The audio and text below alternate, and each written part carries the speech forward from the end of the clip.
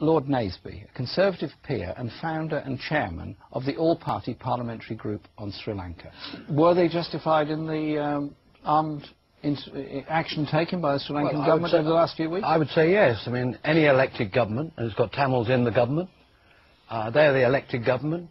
You have a terrorist group prescribed by the US, Canada, the UK, EU, many other countries.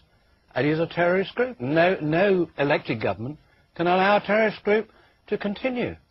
And there's been a progression. And when I was there this year, the year before, from Mana all the way up to Kilinochchi, and it is the terrorists who've taken the human shield with them. That's the most awful dimension.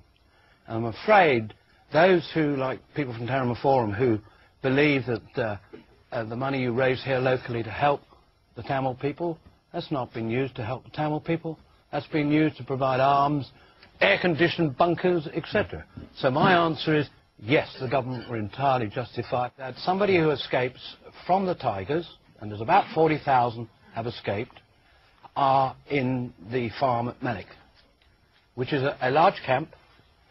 It is serviced by the government agent, not a member of the government. The government agent is a civil servant.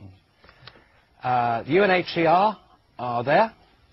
The Red Cross are there. And they report that this is a good camp. I worked there in 1963 for the Reckitt Coleman Group. I wasn't in politics. And language was the issue. You're quite right. Absolutely right. Gross discrimination at that time. But today, that has been put right. The official languages now are Tamil and Sinhalese, with some English. You go round and see the road signs, the new road signs. They're all in Tamil and Sinhala.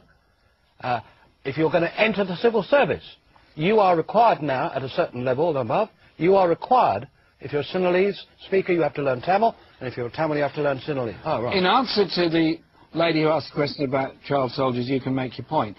What about the human rights record of the Sri Lankan government and criticisms made of it by the United Nations? Hitler was the last person, and I was a small boy in those days, to use young men, mainly, to arm and use the air-cat guns. The Tamil Tigers are the only freedom movement, so-called, in the world to use child soldiers. I'm talking about boys of 9, 10, 11, etc. Have you seen them? Of course I haven't seen them, yeah. Nor have you either. No. So you keep quiet, I'm answering this question, not you. Secondly, the Tamil Tigers invented the suicide bomber. They've trained Al-Qaeda in suicide bombing. Kamikaze? They've taken out... Haven't you heard of kamikaze? Let's let Michael finish his answer. Excuse me. They invented a suicide bomber walking up to a person and blowing them up. What happened?